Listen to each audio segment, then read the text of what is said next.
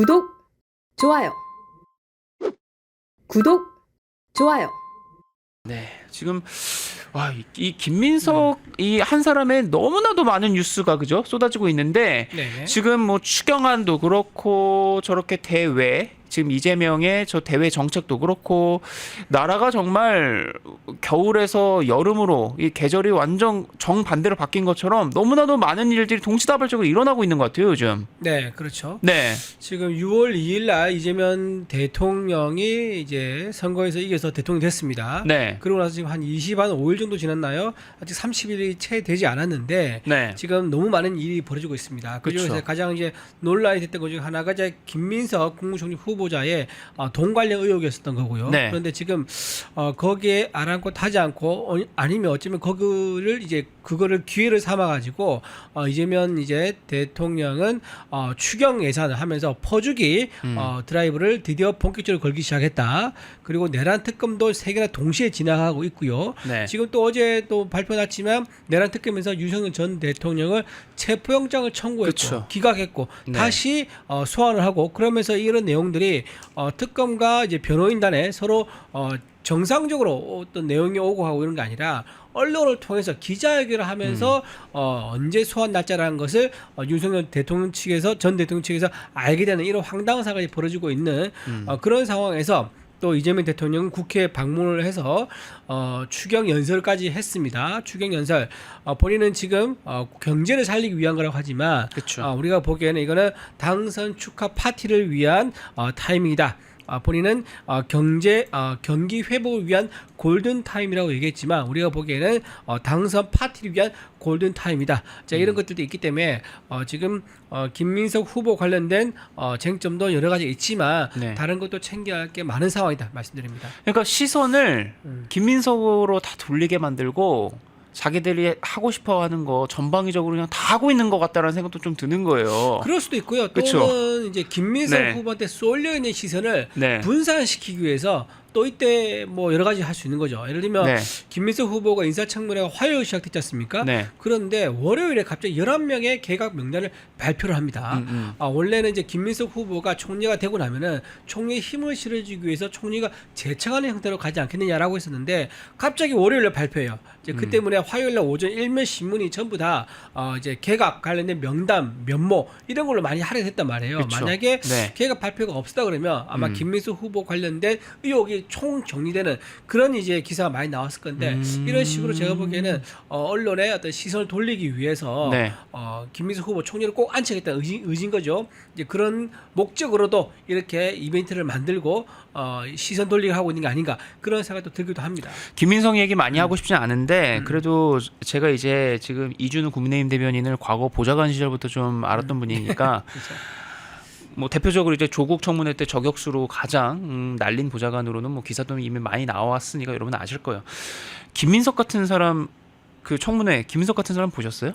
자료도 그렇고 처음 뭐도 봤죠. 그렇고 하나도 안 냈다는 거잖아요. 예, 예. 증인 채택도 그렇고 2000년부터 이제 인사청문회라는 제도가 도입이 됐는데 노무현 이제 네. 전 대통령이 본인이 이제 인사청문회 이제 미국에 있는 모델을 보고 본인이 이제 따와서 했는데 지금 20년 동안 안착이 돼 있는 상태입니다. 그걸 네. 처음으로 완전히 기능을 무력화시켜 버렸던 첫 번째 인사청문회가 바로 김민석이에요. 야. 자료도 안 내고 증인도 없고 참고인도 없고 산무청문회를 처음으로 했다.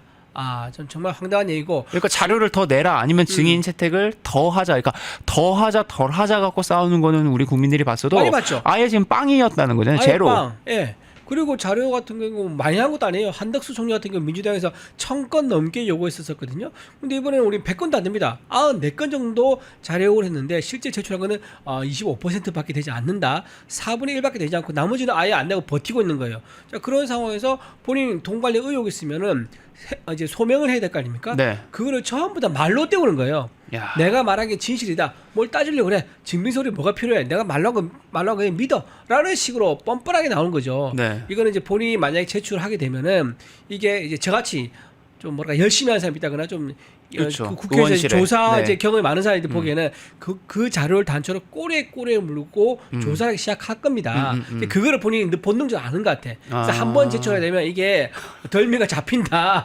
그래서 제출하면 조국되고 네, 네. 제출 안 하고 버티면 이재명 된다. 이제 이런 말이 나올 정도로 아예 무시해버리자. 아예 그냥 싹 그냥 다 그렇죠. 무시하자. 자, 그렇게 되면 이게 어떻게 되냐? 앞으로 국무총리가 오늘 이제 어제 끝난 거 아니죠? 사실 파행됐으니까. 네. 그런데 그 다음에 지금 장관들 개각을 발표했지 않습니까? 네. 월요일에 그 장관들 인사청문회도 지금 김민석 후보와 비슷한 패턴일 겁니다. 와. 자료 안 내고 오히려 선례가 될 거다. 버티고. 그렇죠. 그러니까 앞으로 내가 기대올 때 말뚝 박아 나온 거야. 네. 여기까지는 해도 문제 없어. 봐봐. 이재명 대통령이 나 임명한 거 봤잖아.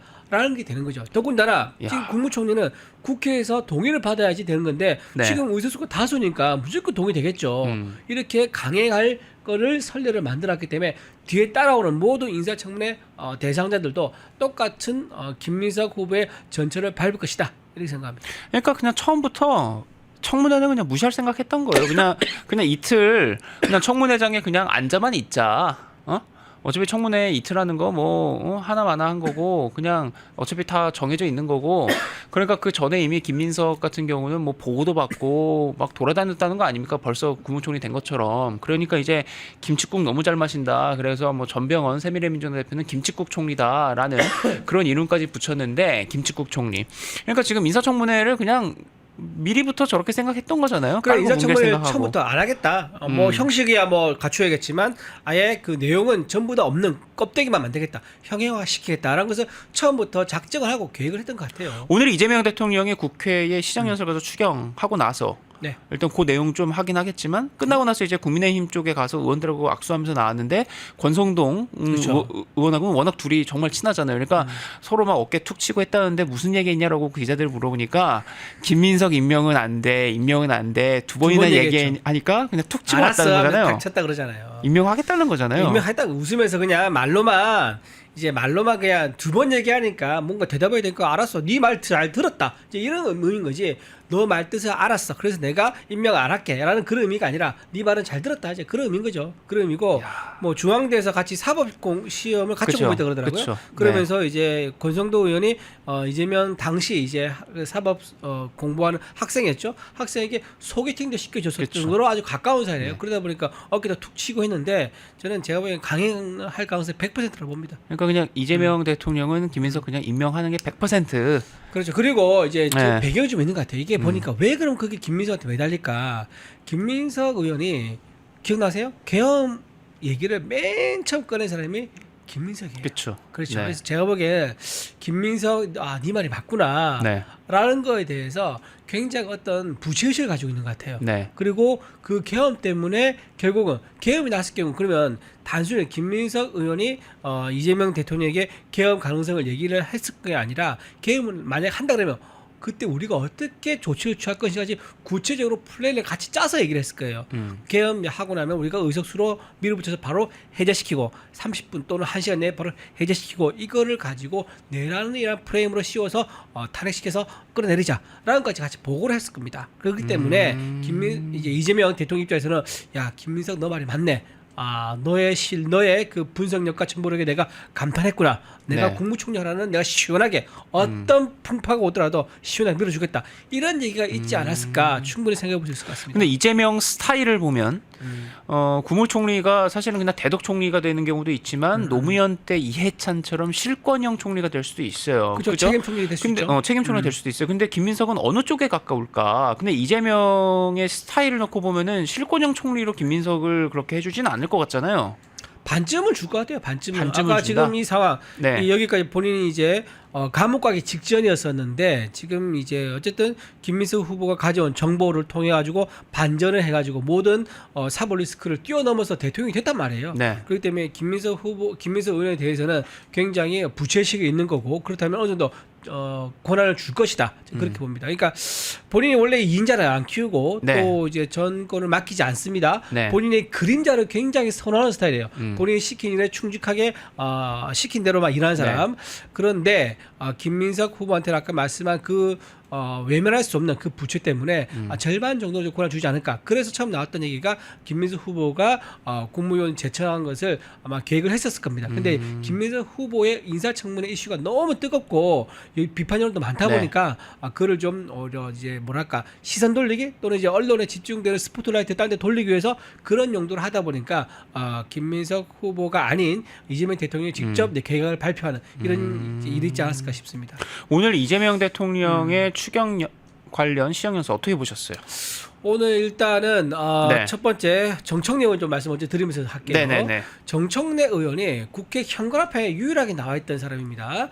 모든 현역 의원들은 본회의장에 있었어요. 야, 국회의장만 이제 현관에 네. 들어오면 빨간 레드 카펫에서 이제 안내하고 이제 안내하면서 차담 자리를 이동했었죠.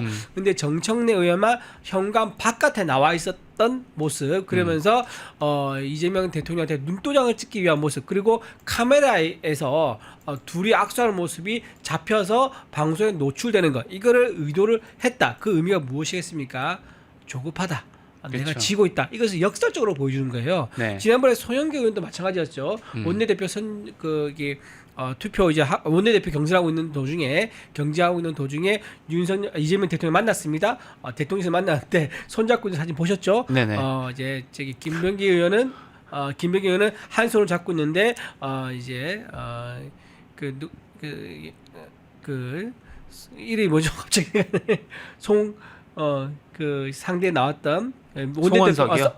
원내대표 나왔던 민주당에서 그 여자 의원분 어쨌든 그분은 두 손을 꼭 잡고 있는 이제 모습을 보여줘가지고 본인이 굉장히 애가 타는 듯한 이재명 서영교 얘기하시는 건가? 그쵸, 서영교. 네. 그 애가 타는 듯한 모습을 네네. 이제 본인이 연출했던 거예요. 이게 본능적으로 드러나는 거예요. 자, 정청래도 마찬가지입니다. 그런 식으로 네. 본인의 속마음을 드러내서 오히려 제가 보기에 딱히 뭐 개딸들한테 속으로 있지는 않을 것 같다. 그리고 네. 왕수박이라는 것을 벗기 위해서 몸부림치고 있지만 그럴수록 더 왕수박만 소환돼 가지고 확실한 왕수박으로 낙인 찍힐 가능성이 높다라고 네. 말씀드립니다. 네. 자, 그다음에 추경 얘기를 했는데 그쵸. 네. 추경 얘기를 할 때 자, 일단 추경하는 목적이 뭡니까? 추경하는 목적 경기 활성화, 경제를 다시 북돋는 거 이런 그쵸. 목적입니다. 그래서 네. 14조 원을 쓰겠다는 거예요. 14조 원 중에서 13조 6천 정도가 소비 쿠폰이고 나머지 금액은 한 6천억이죠. 6천억 정도는 지역 상품권 이렇게 써서 네. 14조 원 정도 쓰겠다는 건데 자 이미 이거는 경기 활성화 효과가 굉장히 미비하다는 게 이미 여러 연구 결과에서 나왔었어요. 이건 우리나라뿐만 아니라 해외에서도 있습니다. 지난번에 경기도지사 시절에 네. 소비자 쿠폰 이거 뿌린 적 있습니다. 네. 그때 한국은행에서 조사를 했었는데 이 경기 활성화 효과가 20%밖에 되지 않는다고 발표한 적이 있어요. 그러면 나머지 네. 80%는 뭐냐? 80%는 자기가 빚 갚는데 보태 쓰거나 아니면 저축을 했다고 합니다. 네. 자, 이걸 쉽게 얘기할게요. 그러면 14조 원의 20%가 얼마죠?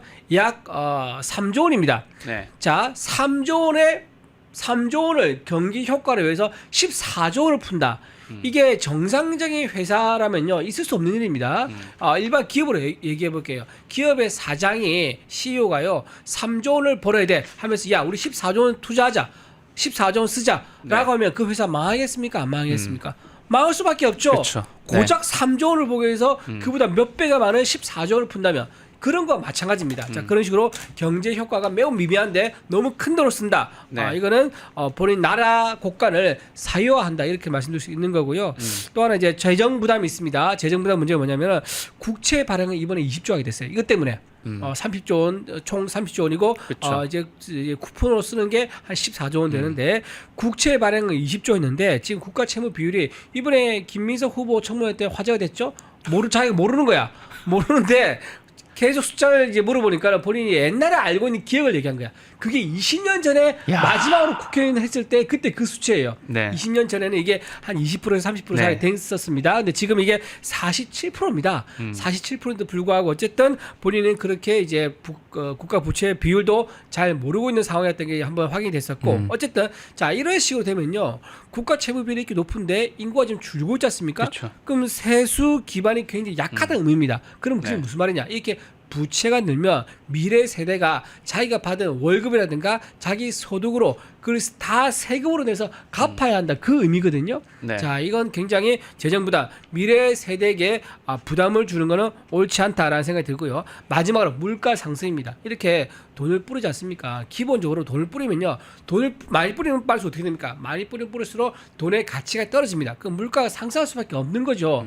근데 정부는 지금 어떤 목표를 가지고 있습니까? 물가 상승을 안정화시키겠다. 물가 상승 억제해서 물가를 안정화시키겠다라고 목표를 내세웠어요. 그렇죠. 근데 돈을 풀면서 물가를 안정시키겠다. 이건 따뜻한 아이스 아메리카노를 만들겠다는 거와 똑같은 겁니다. 심지어 지금 저 재정 준칙도 지웠다는 보도가 그렇죠. 나오잖아요. 지금 한 발 지금 더 나가서 얘기하면 네. 이건데 재정 준칙이 뭐냐면 전 세계 100개 국가가 이제 네. 법으로 이제 운영하고 있는 제도인데, 자 유럽 같은 곳은 특히 독일은 이거 헌법으로 규정하고 있을 정도입니다. 스웨덴도 마찬가지고요. 네. 자 재정 전체 예산에 있어서 한 3% 정도만 부채를 지도록 해라라고 이제 법에 못 박아둔 거예요. 왜 그렇게 했냐면 정권이 바뀔 때마다 정권에서는 국민들한테 인기를 얻고 위해서 돈을 많이 풀 수가 있어요. 이제 그게 나라 살림을 파탄내기 때문에 이걸 제도적으로 강제로 막은 거예요. 네. 좋다. 돈을 쓸 수 있을 만큼 쓰되 3% 넘지 마라. 이거 넣으면은 나라 살림이 위험해지고 빨간불이 켜지기 때문에 그 후 세대에 대한 부담이다. 네가 인기 있는 동안은 최대 3% 적자만 져라 라고 이제 제도적으로 만들어 놓은 거죠. 네. 그래서 우리가 기재부에서 해외 다른 나라들처럼 세계 100여 개 국가가 하는 것처럼 재정 준칙을 만들려고 했었는데 이걸 지금 접었다는 거 아니겠습니까? 지금 이렇게 돈을 뿌리는 거 보니까는 아마도 추가로 2차, 3차 돈 뿌릴 계획이 있다는 것 같아요. 그래서 그런 거를 그러니까 의식해서 족쇄가 될 만한 거 다 그냥 그렇죠. 지워버리는 거네요. 처음부터 재정준 빼버리는 거죠. 예. 자, 그래서 이제 여기서 핵심이 나옵니다. 핵심이 뭐냐? 자, 이렇게 이재명 대통령이 경기 부양을 명분으로 해서 돈을 네. 뿌린다 하면요, 그 명분으로 해가지고 본인 지지율이 떨어질 때마다 경기 부양을 명분으로 해서 또 돈을 풀 거예요. 이제 그런 게 반복될 거라는 겁니다. 아이, 설마. 임기 5년 내내. 설마 내가 그럴까? 보기에 1년에 한 번씩 돈을 푸는 이벤트를 할 거다. 야. 저는 그렇게 봅니다. 특히 내년에 올해는 당선됐으니까 자기가 이제 임기가 시작됐을 때 바로 자기 이제 지지율에 대한 반짝 네. 효과 그를 보기 위해서 바로 시행했죠. 자, 내년에 지방선거 있습니다. 지방선거 앞두고 경기가 어제 우리가 예상했던 만큼 지난 연도 예상했던 만큼 좋아지지 않았어 하면서 더 경기 부양을 해야 된다. 서민들이 어렵다. 또 코로나보다 더 어렵다. IMF보다 더 어렵다. 이렇게 말을 만들어 가지고 또 내년에 지방선거 앞두고 또 뿌릴 겁니다. 좋아질 때까지 그렇죠. 이러면서 그러면서 지지율이 떨어지면 올리고 지지율이 떨어지면 또 이제 뿌리고 이런 식의 그러니까 지방선거 그다음에 그 이후에 총선까지 특검 3대 특검 동시가동해가지고 야권 쪽 계속 탈탈탈탈 터는 그렇죠. 보도 나오게 만들고 그리고 계속해서 돈을 뿌리고 적극적인 재정해서 막 계속해서 뭐 쿠폰 뭐 해갖고 돈 뿌리고 하는 식으로 갈 거다. 그렇죠. 예, 그게 예. 큰 축으로 보인다라는 말씀이죠. 큰 축인 거고요. 자, 거기서 제가 또 예언하면요. 제가 국회에서 네. 보좌관 생활 18년 했지 않습니까? 네. 자, 여기서 반드시 사고가 납니다. 뭐냐? 소비자 쿠폰 있지 않습니까? 소비 그렇죠. 쿠폰. 그다음에 지역 이제 사랑 상품권. 이 업체 관련해 가지고요. 분명히 사고가 날 겁니다. 분명히 비리업체가 적발이 되고 비리업체 제보가 들어오면서 검찰 압수수색 들어갑니다. 그러면 민주당 인사들 주저주 고구마 캐듯이 나올 겁니다. 또 올라가면 누가 있겠습니까? 자, 대장동 사건의 몸통이라고 할 수 있는 그분이 나올 수도 있는 거죠. 자, 그렇기 때문에 이게 자기들 생각한 만큼 그렇게 쉽게 되지는 않을 것이다 라고도 제가 국회 보좌관 경험자로서 말씀을 드립니다. 그리고 막 그렇게 막 돈을 계속 풀면 그러니까 지금 벌써부터 시장에서는 문재인 정부 악몽이 재현된다. 지금 서울 집값 난리라는 거 아니에요. 그렇죠. 예. 벌써 지금 집값이 들썩이고 있습니다. 그리고 그리고 뭐 물가 오른다는 게 결국에는 다 그게 다 부동산으로도 가는 건데. 그렇죠. 그리고 그죠? 지금 공인중개사들이 지금 민주당 되길 바랬다는 얘기도 있어요. 사실은 왜냐하면 민주당이 정권 잡을 때마다 부동산 값이 올라가지고 그쵸. 부동산 거래 피로 너무 어. 재미를 봤다는 거예요. 그래서 민주당 정권이 됐으면 좋겠다는 얘기가 나왔을 정도로 민주당 하면은 부동산 집값 상승으로 이어질 우려가 되게 높습니다. 야, 지금 그러니까 지금 이재명 정부가 저 집값 잡겠다고 서울 집값 잡겠다고 하는데 뭘로 잡겠어요? 또 그냥 문재인 때처럼 똑같이 또 또 규제하겠지. 정책 그죠? 되겠죠. 예, 정책 내면서 26번의 부동산 정책이 완전 실패했었는데 그런 일이 재탕될 수 있는 이제 그런 상황이 좀 벌어질 거라고 봅니다. 그러니까 지금 마포 성동 아파트의 상승폭은 통계가 시작된 이후에 최대치를 기록했다는 겁니다, 여러분. 그러니까 벌써요? 아이고. 지금 벌써 지금 이렇게 시작이 되고 있다. 그리고 국회 얘기를 좀 마저 하면은 결국에는 이재명도 그렇고 민주당도 그렇고 김민석 청문보고서 채택이 안 되든 안 되든 그냥 우리는 처리한다. 심지어 지금 본회의의 직권상정에서 표결한다. 저건 무슨 얘기예요? 지금 이제 국무총리는요 국회 동의를 받아야지만 임할 수 있는 그쵸. 자리입니다. 네. 그렇기 때문에 국회의장이 모든 안건에 대한 최종 결정 국회의장이 가지고 있습니다. 그러니까 네. 인사처리 안건도 그것도 하나의 안건이에요. 법안도 안건이고 예산도 안건이에요. 그래서 국회의장이 원하면 직권으로 본인이 상정을 시켜가지고 처리할 수 있습니다. 그래서 지금 이제 제가 얘기 듣기로는 29일 날인가 이제 민주당 의원들 알림을 보낸 걸로 알고 있어요. 그날 이제 민주당끼리 직권으로 이제 상정시켜가지고 민주당 의원들끼리 처리할 수 있는 일정을 감안해서 잡아라 이런 알림을 보냈다 하더라고요. 그래서 제가 보기에는 강행 처리할 가능성이 높아 보인다. 늦어도 근데 강행 바로 처리하면 또 부담이 또 될 수 있거든요. 그래서 늦어도 한 7월 2, 3일 정도까지 늦어질 수 있겠지만 어쨌든 현재 분위기는 강행 처리할 가능성이 높아 보인다. 말씀드립니다. 참 그리고 김민석 그냥 임명하겠다는 거예요. 그리고 네. 지금 법사위원장을 국민의힘이 야당에다가 다시 줘야 되는 게 관례였으니까 법사위원장이라도 달라. 다오라고 했는데 결국에는 민주당이 또 일방적으로 법사위원장 이춘석, 예결위원장도 한병도 뭐 이런 식으로 다 또 내정했다는 겁니다. 지금 뭐 이거 뭐 협치 어쩌고저쩌고 얘기하고 이재명이 허허 웃으면서 뭐 추경에 뭐 추가할 어떤 그 항목 있으면은 말해달라 그러고 좀 도와주십시오 뭐 이러지만 다 저러고 있는 거잖아요. 그렇죠. 지금 이제 맨 처음에 민주당에서 예결위 법사위 가져갈 때 명분은 그거였어요. 국회 고유의 기능. 국회 고유의 기능은 뭡니까? 입법부니까 행정부를 견제하는 게 고유의 기능이거든요. 그 기능을 보장하기 위해서는 법사위와 예결위가 야당이어야 한다 하면서 가져갔던 자리예요. 근데 지금 어떻습니까? 자기들이 여당이 됐잖아요. 그쵸. 야당이 우리예요. 그럼 우리가 줘야죠. 근데 자기들은 안 주고 버티고 있는 거예요. 뭐라 하냐? 명분이 기가 막힙니다. 명분이 뭐냐면 네. 야당이 가져가게 되면은 발목 잡기를 할까봐 안 된다는 거예요. 그럼 뭡니까? 자기들이 야당 시절에 법사위원장하고 예결위원장 했을 때는 자기들 발목 잡기를 했다는 거 아니겠습니까? 네. 그걸 자백한 건 다름없는 거죠. 네. 그런데 이번에는 여당으로 입장 바뀌니까는 야당한테 못 내준다. 굉장히 위선적이고 내로남불인 거죠. 그래서 스스로 국회 네. 고유 기능을 포기하는 기능을 약화시키는 굉장히 잘못된 그런 선례를 좀 보여주고 있다 생각하고요. 또 하나 지금 민주당이 네. 한 얘기가 이게 법사위 위원장을 2년마다 바꾼다 이런 뭐 선례가 있다 관례가 있다 얘기하거든요. 그거는요 한번 정권 잡으면 5년 동안 그 정권이 유지된다. 그러니까 즉 여당이면 여당, 야당이면 야당 이게 5년 동안 이어진다 그래서 전제를 한 관례입니다. 네, 그런데 네. 지금 여야가 바뀌었잖아요. 네. 그러면 그 대원칙에 따라서 바꾸는 게 맞죠. 음. 근데 그것조차 인정하지 않는 모습을 완전히 무도한 어떤 그 민주당의 행태를 지금 보여주고 있다 이런 겁니다. 저 법사위원장, 저 상임위원장 몫을 나누는 걸 가지고 여야가 그러니까 민주당하고 국민의힘이 어느 정도 협상이 있었습니까? 아니면 협상조차도 하지도 협상을 못했습니까? 지금 뭐 하고 있는 걸로 알고 어땠어요? 있어요. 협상하자 해가지고 진행 중이긴 했는데 지금 저게 나온 거예요. 그러면? 그렇죠. 예, 진행 중인데 지금 저렇게 먼저 언론에 나왔는데 이게 사실 이제 협상 정치 저게 정치인데요. 저렇게 명단을 싹 뿌리는 거예요. 명단을 뿌려가지고 야, 예, 예. 야 우리 이렇게 다 할 거야. 너 하나만 가져갈래? 아니면 어떻게 할래? 이제 이렇게 해서 골똘한 거죠. 우리 원래는 2개를 다 가져와야 되는데 네. 저렇게 명단을 이제 내정된 명단 뿌림으로 해가지고 자기들이 협상력을 오히려 더 차지하기 위해서 저렇게 정치를 하는 겁니다. 하나라도 잡소. 그렇죠, 이거네요. 그렇죠, 그러니까. 그렇죠. 그렇죠. 참, 하긴 뭐 보좌관 18년 하셨으니까 저런 거 뭐 보이죠, 저런 다 거. 눈에 보이는 거죠. 그렇죠. 예. 협상 하나만 중에 가져가라. 저런 보도가 나왔다라는 것은 예, 예. 우리가 노른자는 다 먹을 건데 국물도 없을 수 있는데 짜투리라도 먹으려면은 빨리 그렇죠. 해. 이거잖아요. 그렇죠. 그렇게 한 거죠. 야, 참 그렇습니다. 그래서 지금 민주당, 이재명 민주당이 지금 저렇게 하고 있다라는 겁니다. 그리고 또 오늘 또 발표된 게 야, 또 법원도 특히 헌법재판소도 지금 저렇게 결국에는 네. 대통령 이재명의 몫이 되면서 김상환, 오영준 저 두 사람 임명, 그러니까 지명을 했다는 겁니다. 저 두 사람에 대해서도 지금 말이 많더라고요. 김상환, 오영준 이 두 사람이요. 바로 거기 출신입니다. 그 유명한 우리법 연구회. 지금 우리 그 네. 윤석열 전 대통령 탄핵될 때 우리법 연구회가 네. 사실 우리법 연구회 뭐 국민들 다 잘 몰랐을 거예요. 그런 단체가 있는지도 몰랐을 거고. 네. 그러니까 굉장히 좌경도되어 있는 법조계의 사조직이다. 이제 이런 얘기가 이번에 이제 화제가 됐었는데 네. 그쪽 우리법 연구회 출신인 김상환 그리고 오영준 이 두 법조인이 저 헌재 소장과 헌법재판관으로 지금 지명을 받았다 말씀드리고요. 특히 네. 김상환 헌재 소장 이제 지명자는요 김명수 대법원장 있던 시절 그 사단 출신이라고 그럽니다. 그 사단이라면 네. 이제 한 사람은 이제 대장이라고 그러죠. 대장을 중심으로 해서 모여 있는 꾸미 또는 이제 부대라 할 수 있는데 그 부대가 김명수 대법원장.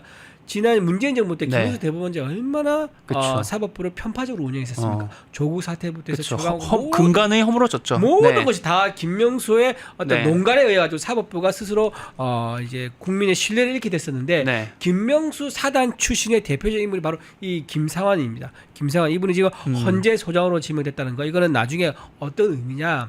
이재명 정권에서 본인이 가지고 있는 사법 리스크 있지 않습니까? 그리고 또 공직법 그 공직선거법 개정안 즉 이제 허위 사실 유포했던 거 이거를 삭제하는 지금 입법하고 네. 있지 않습니까? 이게 위헌 심판 제청 들어갈 수 있을 겁니다.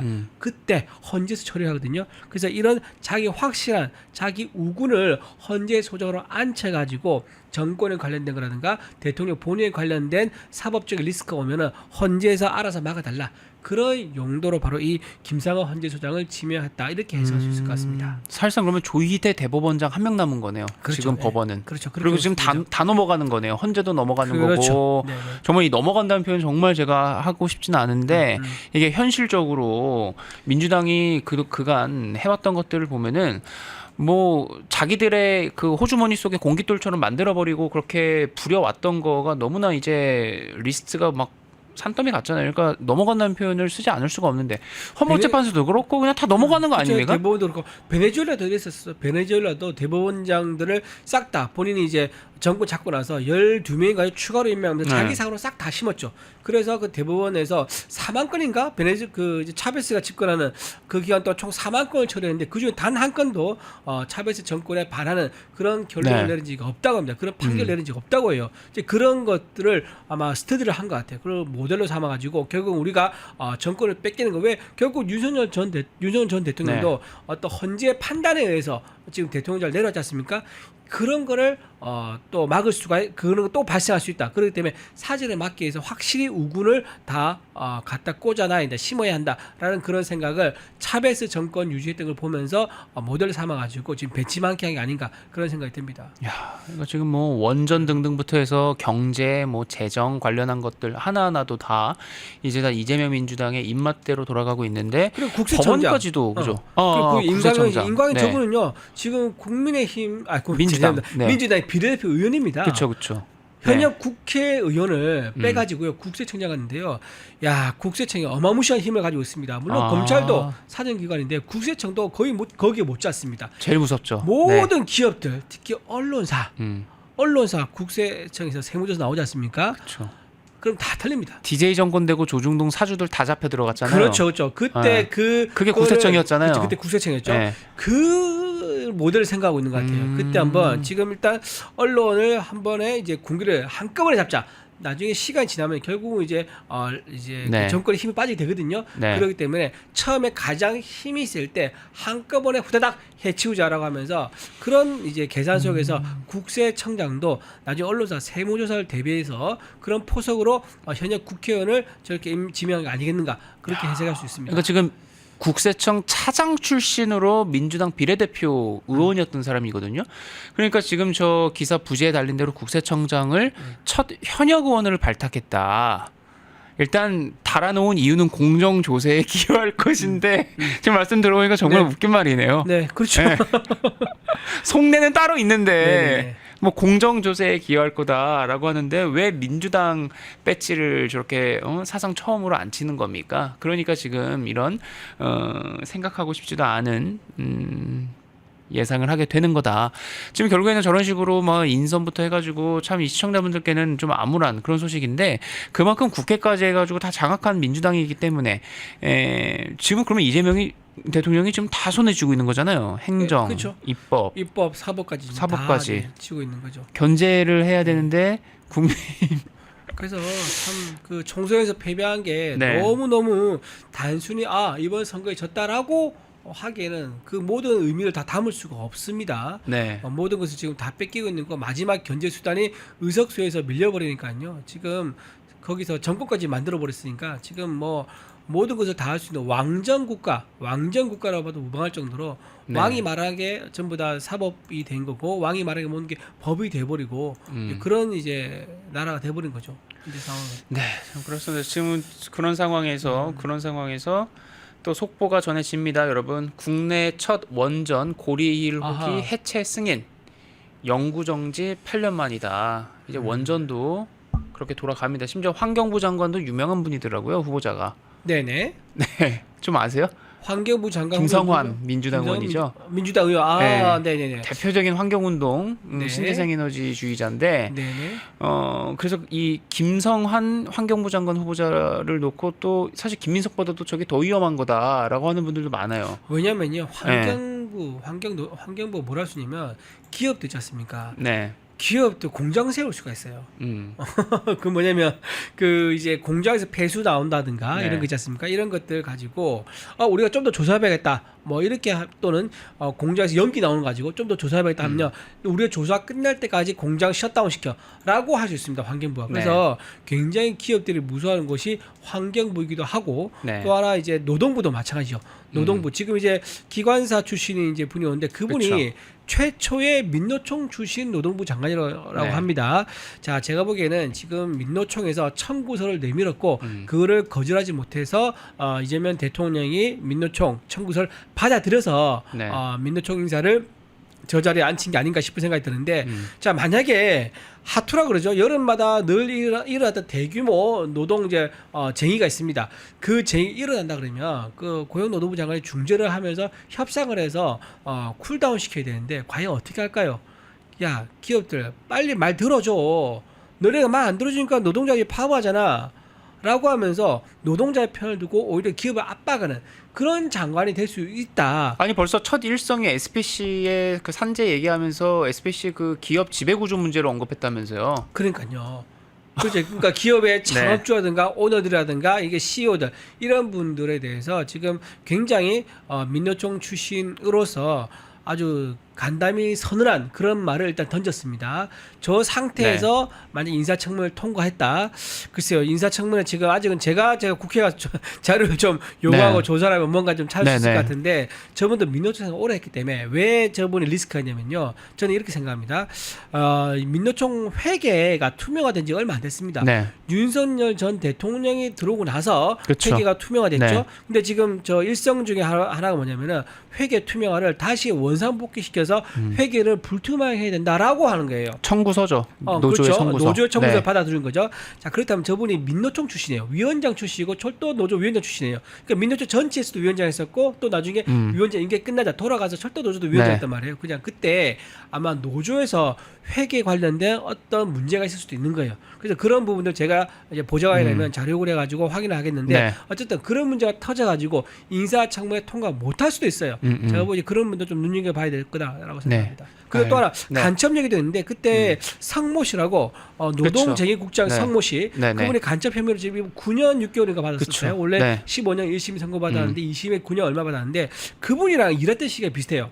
그때 민노총으로 자문위원가 있었거든요. 지금 후보자가. 근데 그 기간 동안 성모 씨가 거기서 국장으로 일을 했단 말이에요. 네네. 그럼 북한에서 접선하고 왔던 정보라든가 또는 받은 공작금이라든가 또는 받은 지령 또는 올려보낸 24건의 보고서라든가 이런 걸 가지고 그 당시에 자문위였던 후보자와 네. 서로 공유를 한다거나 안건으로 다뤄서 얘기를 했다거나 이런 게 있을 수 있는 거 아닙니까? 그러다 보면 네. 굉장히 더 위험한 상황이 되는 거죠. 그래서 간첩 혐의와 혹시나 소통했냐 아니냐 이것도 인사청문회에서 확인할 필요가 있다 말씀드립니다. 네, 알겠습니다. 자, 이준우 대변인 방송 이쯤에서 마무리하도록 하겠습니다. 출연 감사합니다. 네, 고맙습니다. 펜앤마이크와 구독, 좋아요. 지금 김진미 변호사 나오셨는데 정동영 통일부 장관 후보자입니다. 이분 다시 이제 통일부 장관 하는데 이 보도가 지금 상당히 파장이 크게 일고 있습니다. 김진미 변호사 나오셨습니다. 어서 오세요. 안녕하십니까. 네. 지금 저 보도가 일단 동아일보 단독이긴 합니다만 야, 어떻게 또 저럴 수가 있을까? 일단 기사 제목만 쭉 읽어보더라도 정동영 장관 후보자가 배우자와 자녀가 운영하는 태양광 관련 회사가 존재하는 상황에서 해당 업계에 혜택을 줄 수 있는 법안을 올해 3월에 공동 발의했다라는 거예요. 네. 이게 딱 저 기사 제목만 읽어도 어떻게 감히 저런 짓을 이란 말이 생각이 나오거든요. 지금 뭐 그 강요를 뽑는 과정에서 네. 그 문재인 정권 때 만든 이해충돌 방지법 있지 않습니까? 그거와 네. 관련해서 이제 여당 인사들이 줄줄이 낙마하는 걸 보고 있는데 네. 참 그때 그 법을 안 만들었으면 어쩔 뻔했나 그런 네. 생각이 들 정도로 뭐 100% 이해충돌이라고 보입니다. 뭐 단순히 회사를 만들어서 가족의 법인으로 운영한 것만 문제가 되는 건 아니고요. 네. 아시지만 막 컨설팅비나 교육비를 제공할 수 있는 내용으로 이 법안을 발의한 네. 것으로 알고 있습니다. 그래서 여기에 대한 변명을 뭐 하더라고요.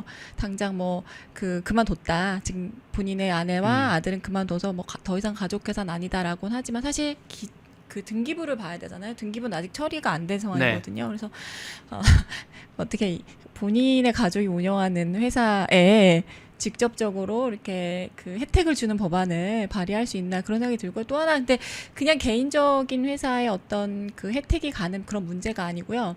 제가 이번에 그 정동영 후보자가 예전에 3월에 발의한 걸 보면서 무슨 생각이 들었냐면 그 중국의 그 대문화 혁명 때인가요? 토법고로가 생각이 나더라고요. 그 뭐죠? 그 이제 네. 중국이 영국의 철강 생산을 따라잡겠다고 그 철을 만드는 게 결국에는 철 채취가 문제가 아니라 그 산화된 걸 분리해서 순수한 철을 만드는 재련하는 게 굉장히 중요한 기술이잖아요. 네네. 근데 그때 당시만 해도 이제 그 소련이 영국을 따라잡고 싶어 했기 때문에 그거를 이제 국가적인 차원에서 만들 수가 없으니까 각각의 가가 후보마다 배당을 해요. 그 철을 만들어라. 그래서 집집마다 네. 이게 진짜 소여물을 끓이는 거기에 그런 식으로 그 철을 뽑아냅니다. 네. 그 재련하는 게 엄청 그 대장장이라고 우리가 얘기하지만 철을 재련하는 거 굉장히 대단한 기술이거든요. 광양이나 순천에 가보신 분들은 네. 우리나라의 그 철 재련소가 어마어마하다는 걸 아실 거예요. 그거를 문화 대혁명에서 웃기지도 않죠. 그 가정에서 한 건데 제가 이게 왜 토목고로 생각이 왜 났냐면 네. 이게 단순히 정동영 후보자의 가족이 혜택을 받고 그런 수준의 문제로 끝날 게 아니고 이 태양광 패널을 설치함으로 인해서 농업이 망가져요. 농업 생산량이 20% 이상 감소했다는 연구 결과가 있습니다. 그러면 농지는요. 태양광을 발전시키기 위해서 있는 게 아니라 농업을 하기 위해서 있는 거예요. 그렇죠. 그리고 지금 자기 땅에서 경작하지 않으시는 분들은 당장 태양광 때문에 쫓겨날 위기도 있는 부분이고요. 단순히 뭐 신재생 에너지가 친환경적이라고 해서 태양광 패널을 줄줄이 만들면 설치 비용은 설치 비용대로 들어갈 것이고 또 그것으로 인해서 농지를 빼앗기는 사람도 있을 거고 당장 우리나라 농업에 타격을 입습니다. 이런 그 기저에 있는 전혀 계산되어지지 않은 리스크를 관리하지 않으면서 섣부르게 이걸 발휘한다? 농업하고 태양광하고 거의 짬뽕이 돼가지고요. 제가 이거는 국가가 주도해서 에너지 생산량을 끌어올리려고 하는 거다. 근데 이게 태양광이나 뭐 풍력이나 이런 게 날씨 영향을 많이 받지 않습니까? 그쵸. 그 자체로서도 안정적이지 않지만 사실은 아까 이제 앞서 패널께서 말씀해 주셨지만 탈원전에 대한 쓸모없는 정말 해서는 안 되는 탈원전에 대한 대안을 생각해 내니까 고육지책으로 그렇게 만들어지면서 전혀 실효성도 없고 무의미하고 폐해는 폐해대로 큰 거를 만들어내는 거거든요. 그래서 저는 정동영의 이 후보자가 만들어낸 이해충돌도 물론 그것도 문제 같아요. 그런데 이 법안 자체가 가지고 있는 위험성, 농업을 위협하고 전혀 대체가 안 됩니다. 태양광 패널 만든다고 해서 원전 택도 없습니다. 그래서 그런 부분이 좀 우려가 되는 법안이다 이렇게 말씀을 드리겠습니다. 그러니까 저 사람들이 정말로 원전이 위험하고 하니까 그 대안으로 신재생 에너지, 재생 에너지 비율을 높여야 된다라고 생각은 하고 싶은데 자꾸 민주당 정치인들이 저런 정동영 같은 사람들이 계속해서 한 명 추가되는 걸 보면 저 사람들은 그냥 저 나라를 해 먹으려고 맞습니다. 저렇게 재생에너지 쪽으로 해가지고 빨대를 자기들 가족들이든 지인들이든 해갖고 다 빨대를 꽂는 거구나라는 그 의혹을 갖지 않을 수가 없는 거예요. 그거에서 발의해서 본인은 좋겠죠. 지원을 받으니까. 근데 본인이 직접 농업을 하십니까? 식량 대신 전기 생산하라고 강요하는 이 비현실적인 그 그렇죠. 발상을 나중에 이거 이 농업 망가지면 어떻게 하려고 본인이 직접 농업을 하시는 분이면 제가 또 말을 안 해요. 네. 농업을 한 사람도 아니잖아요. 근데 그렇죠. 이 농업을 육성해야 되는 자리에 이런 거 보면 농림수산부 장관은 뭐 가만히 있나요? 입을 다물고 있나 몰라요. 반발을 해야 될 것 같은데. 아까 네. 송메이링 여사, 예. 네, 송미령 장관. 그렇습니다. 그러니까 이게 이해 충돌만으로 볼 게 아니다라고 또 말씀 주셨는데, 근데 이제 국회의원들이 막 나쁜 생각도 드는 거예요. 차라리 재벌이나 이런 데다 차라리 돈 좀 김민석이 뭐 예전에 SK 먹었다고 하던데 차라리 그런 식으로 불법 정치 자금으로 차라리 먹는 게 낫지. 저렇게 법안 발의하는 건 정말 나쁘다. 네. 개인적인 일탈의 문제가 아닙니다. 국가 라는 정책을- 생각이 드는데 네, 어떻게 이럴 맞습니다. 수가 있느냐. 네, 그러니까 맞습니다. 지금 저 정동영 지금 저 케이스 있죠. 그리고 사실 김민석 같은 경우도 자기 고3 아들이 추진한 법안을 공동 발의했다라고 하는 게 언론을 통해서 나오지 않았었어요? 그게 뭐 표절 금지하는 그 아들 동아리였다고 했나요? 예, 근데 그 맞아요. 동아리에 맞아요. 예, 예, 아이디어를 받아가지고 예, 발의한 맞습니다. 거다라고 뭐 민주당 강덕구 의원은 또 뒤늦게 해명을 해요. 네. 아들이 아니라 그 아들이 속해 있는 그 동아리로부터의 그 아이디어를 받아서 법안을 발의한 거다. 뭐 이렇게 해명을 했다는 지금 제가 기사를 봤는데 어쨌든 김민석의 고3 아들이 추진한 동아리에서의 법안을 민주당 의원들이 받아갖고 발의했다는 거잖아요.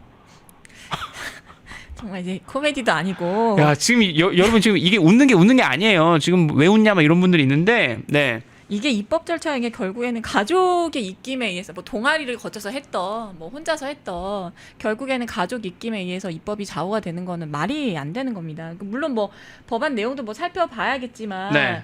고위공직자 자녀가 제안한 안건이 아버지 의원실을 통해서 국회의안으로 공식화됐다? 그거 자체가 벌써 국민 눈높이에서 그 특권과 편법의 그 냄새를 지울 수가 없는 거죠. 그래서 네. 법안 발의권이라는 건 사실 국회의원이 개인적으로 가지고 있는 개인적인 권리가 아니잖아요. 네. 그거를 자녀하고의 사적 채널을 통해서 행사된 사례는 뭐 사실 입법 과정을 본인들이 이제 사유화할 수 있다 이런 위험 신호를 보이고 이거에 대해서 문제의식을 갖고 있지 않았다는 것 자체가 저는 문제라고 봅니다. 야, 참 그렇습니다. 그리고 뭐 또 있어요. 얼마 전에 그 보건복지부 장관으로 유력하게 거론됐던 게 바로 문재인 코로나 방역의 영웅이라고 하면서 뭐 대한민국 특히 이제 언론에서 막 엄청 떠받들어줬던 정은경 전 질병관리청장인데 이분 같은 경우는 지금 이번에 보건복지부 장관에서 유력하게 되다가 밀려난 게 그 남편 배우자가 코로나 관련한 주식을 투자를 해갖고 요것 때문에 후보군에서 제외됐다. 이런 네. 보도가 또 쏟아졌죠. 저는 이게 사실 정동영 후보자나 김민석 총리 후보자 소식보다 더 충격적이었어요. 왜냐하면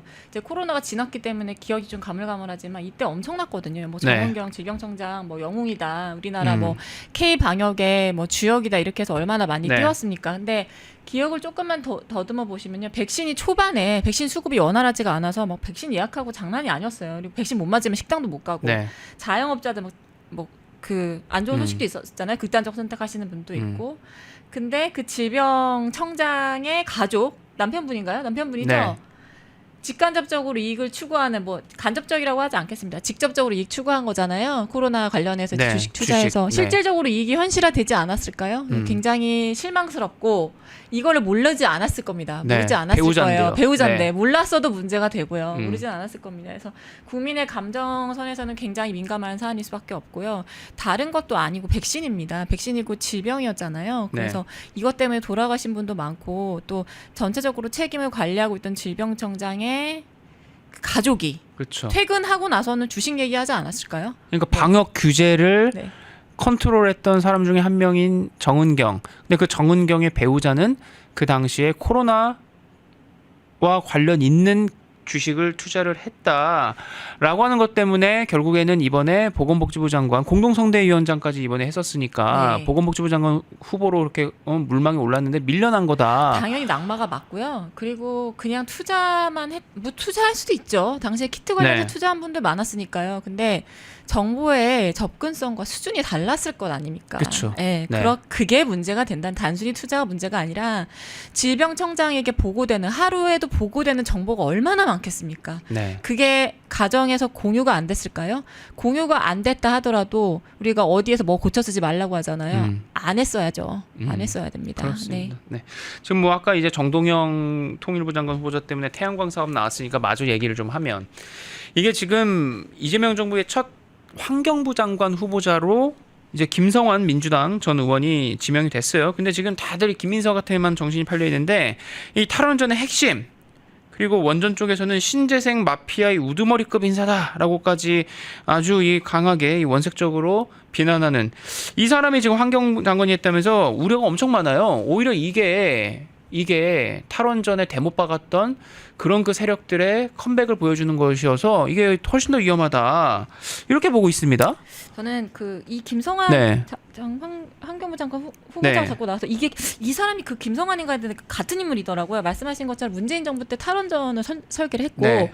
탈원전뿐만 아니라 이제 탈원전을 하면서 우리가 아까 조금 전에 말씀했지만 그 에너지 전환이라는 게 결국 뭐냐면은 원전 버리고 신재생으로 가자는 거거든요. 네. 에너지 전환 특위위원장, 탄소 중립 특위위원장 했던 사람입니다. 네. 그래서 신재생 에너지가 들어오면 어떤 생태계가 필요하냐면요. 먼저 태양광 같이 그런 기술 발전하는 사람이 있겠죠. 네. 지자체 보조금 있을 겁니다. 주민자치협의회 있을 거고 정책 발의하는 사람들. 이게 결국에는 다 네트워크가 만들어지면서 하나의 생태계가 구축이 되는 거거든요. 그 생태계를 구축하고 설계한 장본인입니다. 그래서 탈원전을 문재인 정권 때 만든 탈원전의 아주 기저를 만든 사람인데 이분이 지금 환경부 장관의 물망에 올랐어요. 네. 그래서 좀 아니 후보자가 됐습니다. 네, 그래가지고 후보자가 돼서 인사청문회 준비 사무실에도 지금 첫 출근한 거 아닙니까? 출근해서 뭐라고 네. 했냐면 이런 얘기를 했습니다. 재생에너지 때문에 전기요금이 오른다는 식의 접근이 에너지 전환을 말하겠죠. 에너지 전환의 키워드는 탈원전이고요. 이런 식의 접근이 탈원전을 방해하고 있다. 그러니까 문재인 정권 때 본인이 했던 거를 잘했다고 지금 얘기를 하면서 전기요금이 오른 것은요. 탈원전 때문이 아니에요. 그건 여러분의 선입견이라고 하는데 자 산자부 수급 동향 자료에 의해서 반박을 해보겠습니다. 네. 원전으로 지금 우리나라는 발전 믹스라는 게 있어요. 네. 발전 믹스가 뭐냐면 전기를 만들 때 어떤 리소스가 들어가 있는지를 나타내는 차트 같은 거거든요. 이 김성환 후보자가 말하는 신재생 에너지가 차지하는 비율은요. 정확하게 말해서 10.7%입니다. 그 11%라고 할게요. 그럼 89% 중에 비율이 발전 믹스가 어떻게 되냐? 원전이 30%가 넘습니다. 근데 김성환 환경장관 후보자는 첫 출근하면서 원전은 보조에너지원이다 라는 거잖아요. 이게 기술과 통계를 무시해도 정도가 있는데 네. 이게 저는 이렇게 생각해요. 단순히 몰라서가 아니고 이분은 이 얘기를 할 때 제가 뭐 어떤 생각이 들었냐면 머리가 어디 다치신 게 아니고 다친 정도가 아니라 이분은 강요에 죄송합니다. 네. 강요의 자격이 없습니다. 왜냐하면 다른 나라 사례를 좀 봐야 돼요. 네. 환경부 장관이라고 해서 환경만 생각할 게 아니라 강요잖아요. 네. 대한민국의 국무회의에 들어가실 강요를 뽑는 그 네. 과정 중에 있는데 산자부에서 발표한 통계가 있단 말이에요. 이 통계가 거짓말이 아니라면 본인이 지금 잘못된 정보를 흘리고 계신 거잖아요. 네. 유럽 같은 경우만 해도 탈원전 시도했다가 지금 다 돌아왔습니다. 독일도 돌아왔고 프랑스도 돌아왔어요. 네. 왜냐하면 원전이라는 건요. 뭐 한번 기회가 되면 펜앤마이크에서 탈원전의 문제 네. 그리고 우리나라의 세팽이뱀으로 얼마나 안정적으로 처리해 오고 있는지 그리고 이 사람이 지금 고준위 방패물법 발의한 사람이잖아요. 네. 그래서 우리 조금 전에 패널께서 말씀하셨지만 새로 들어오는 원전의 그 건물뿐만 아니고 기존에 잘 돌아가는 원전도 심저층 부지 확보 못했다고 문 닫게 만든 분이에요. 멈춰 세울 수 있게 하는 규제를 막 만들었다는 거죠. 네. 그런데 원전이라는 거는 그냥 신재생 에너지 수준으로 대체할 수 있는 게 아닙니다. 전쟁이 나든 뭐 재난이 나든 테러를 당하든 혹은 경제가 뭐 망가지든 가장 마지막으로 국가를 꺼지지 않게 만드는 뭐 불씨 네. 엔진 같은 거거든요. 자동차에서 엔진 뽑으면은 자동차가 못 굴러가는 거랑 같은 그렇죠. 거예요. 네. 근데 이 통계적으로 지금 산자부에서 말하는 거는 원전이 지금 대부분 우리나라를 떠받치고 있고 네. 우리나라는 전기가요. 뭐 철강, 2차 에너지 뭐 반도체 다 전기로 먹고 사는 나라입니다. 그렇죠. 그리고 지금 네. 이재명이 AI하고 뭐 반도체 뭐 첨단 반도체 한다면서요. 근데 그게 얼마나 단번에 막대한 에너지를 쓰는 겁니까? 엄청 AI는 엄청나게 많이 먹죠. 그렇습니다. 네, 네. 엄청나게 많이 먹어서 원전을 날린다는 거는 에너지 안보를 포기한다는 거고요. 경제적인 자립을 포기한다는 겁니다. 그런데 그 사람이 이제 환경부 장관 후보자로 올랐죠. 저는 김민석 총리 후보보다 훨씬 위험하다고 생각해요. 그렇습니다. 네, 총리가 갖고 있는 권한이 네. 많지만 그래도 강요한 사람이 바뀜으로 인해서 그 부서의 정책의 기조나 이런 게 바뀌잖아요. 예산 편성도 네. 달라질 것이고. 근데 지금 산자부하고는 어떻게 이런 식으로 가면은 국민의가 돌아갈까요? 산자부에서 가만히 있지 않을 것 같은데요. 그리고 네. 김성환과 코드가 맞는 사람들을 대통령실에 뭐 비서관으로도 앉히기 시작하고 뭐 이랬다는 지금 보도들도 하나씩 나오고 있어가지고 결국에는 저게 돌발성 인사가 아니고요. 지금 이재명 민주당이 꿈꾸는 대한민국으로 프로그래밍을 하나하나씩 다 지금 하고 있는 겁니다. 지금 그렇게 볼 수밖에 없는 그 그리고, 상황입니다. 예, 네. 미국 같은 경우도 지금 바이든이 네. 뉴딜 정책 지금 그 트럼프 행정부에서는 바이든 뉴딜 정책 아예 폐기하겠다고 얘기를 했습니다. 네. 그거 중국에 날개를 달아주고 미국 경제를 폭망시키는 뉴딜 정책 같은 거는 다시는 해서는 안 된다. 네. 그래서 지금 그 법안을 다 폐기해서 뭐라고 했죠? 빅 뷰티풀 원 빅 뷰티풀 빌이라고 했나요? 그리고 네. 뭐 그거에 대해서 메이크 이코노미 그레이트 어게인 네. 해가지고 다시 만들었잖아요. 네. 근데 미국이 폐기한 뉴딜을요, 그냥 우리는 하겠다는 거거든요. 이게 엇박이 나도 이렇게 엇박이 네. 심하게 날 수가 있나. 네. 그래서 이게 미국 같은 경우는 한번 해서 음. 이게 진짜 아니구나. 우리가 네. 오히려 이제 에너지 안보를 포기하고 에너지 안보는 굉장히 중요합니다. 나토 안 간 이유가 그 얘기를 한번 해봐야겠어요. 나토를 안 간 이유가 중동 리스크 때문이잖아요. 네. 원유가 들쑥날쑥하는 네, 네, 것 네. 때문에.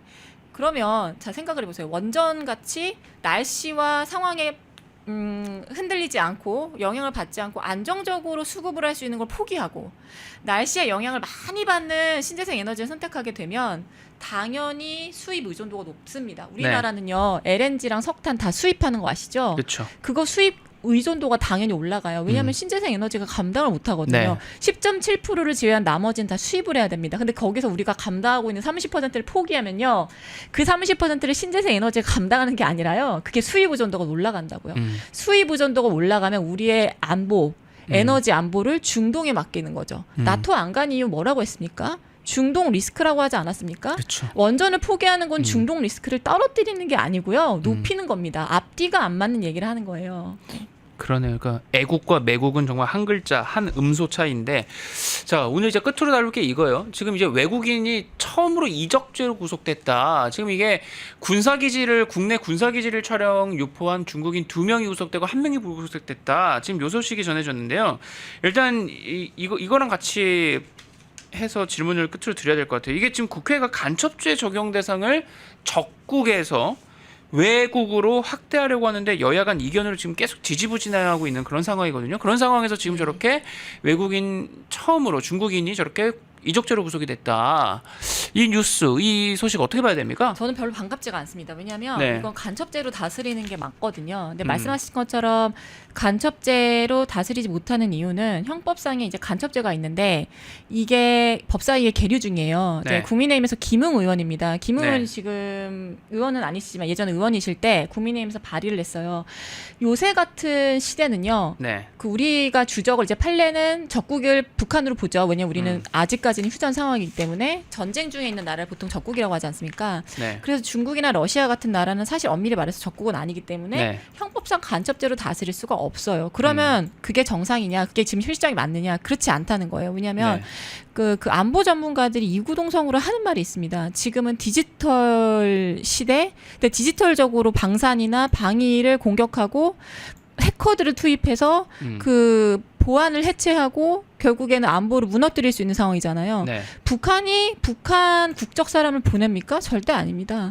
러시아, 중국을 통해서 뭐 유학생 네. 이번에도 구속된 게 유학생이잖아요. 그렇죠. 그다음 미국 같은 경우도 연구원 그리고 대학 교수, 유학생들을 통해서 정보를 빠져나간 그러니까 그 미국의 미군 기지에 있는 정보를 유출한 사례가 되게 많아요. 그러다 보니까 중국 유학생 비자를 막고 이랬던 적이 있었거든요. 18년에서 19년 사이에. 우리나라라고 해도 예외일까요? 아니 미국에도 유학생을 파견해서 하는데, 간첩을 그렇죠. 보냈는데 네. 대한민국 정도는요. 네. 그래서 북중러 그다음에 이란까지 이 자유민주주의 체제 진영에 적이 되는 국가에서 파견하는 유학생들은 북한의 이름으로 오지 않습니다. 그렇지만 당연히 정보는 북한으로 흘러가겠죠. 네. 그렇기 때문에 외국 또는 외국의 지령을 받은 사람도 당연히 간첩죄 범위에 포섭을 해야 돼요.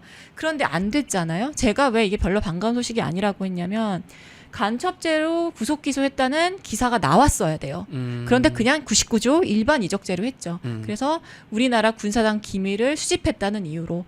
그래서 이적죄로 처벌이 될 것이고요. 또 하나는 군사기지나 군사기 시설에 관해서 들어갔잖아요. 그러니까 네. 몸이 들어간 거 아니지만 드론을 띄웠거든요. 네. 그래서 뭐 항공안전법이나 이런 것에 의해서 처벌이 될 것 같지만 간첩죄로 의율하는 게 원래는 맞죠. 왜 갔겠습니까? 보면 이게 그냥 관광객이 심심해서 하는 수준이 아니에요. 입국하자마자 시작을 했고요. 네. 그 제가 알기로는 중국에서 만든 드론 같은 경우는 전문가가 아니면은 만질 수 없는 네. 기술들이 굉장히 많단 네. 말이에요. 99.9% 간첩일 가능성이 높습니다. 그리고 그 중국이 그거를 왜 빼갈까요? 작년에도 우리 6월 25일 윤석열 전 네. 대통령이 미 항공모함 볼 때도 찍었어요. 그것도 지금 이번에 기소가 될 거거든요. 2023년부터 입국하자마자 했던 사람입니다. 그냥 관광객일까요? 그리고 항공안전법에 의해서 처벌이 안 될 수도 있습니다. 왜냐하면 항공안전법에 따라서 직접 들어간 게 아니라 드론을 띄웠잖아요. 네. 근데 이 드론을 외곽에서 띄웠을 가능성이 굉장히 높아요. 법의 저촉을 최대한 안 받으려고.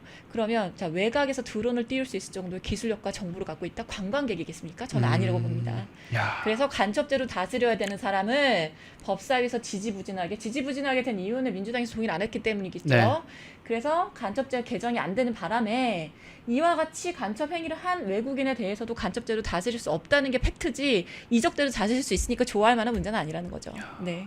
그러니까 대한민국에 저런 거를 처벌하는 법이 없다, 약하다라고 하는 거를 다 주변 열강들이 알 텐데 한국은 얼마나 뛰어놀기 좋은 마당이겠습니까? 그렇죠. 그러니까 뛰어놀기 지금 좋다고 해. 그렇게 표현해야겠죠. 그렇습니다. 네. 참 한숨이 나옵니다. 자, 김지미 변호사님하고는 네 방송 이쯤에서 마무리하도록 하겠습니다. 출연 감사합니다. 고맙습니다. 네. 펜앤마이크와 광동이 함께 준비한 광동 루테인 밀크시슬 혈행 개선, 노화로 인한 눈 건강, 간 건강. 펜앤마이크 TV 단독 할인 2개월분 한 박스에 3만원, 6개월분 세 박스에 84,000원. 펜앤마이크 구독자 전용 댓글 상단 할인 링크에서 구매 가능합니다. 전화 문의는 1661-6915, 전화 문의는 1661-6915.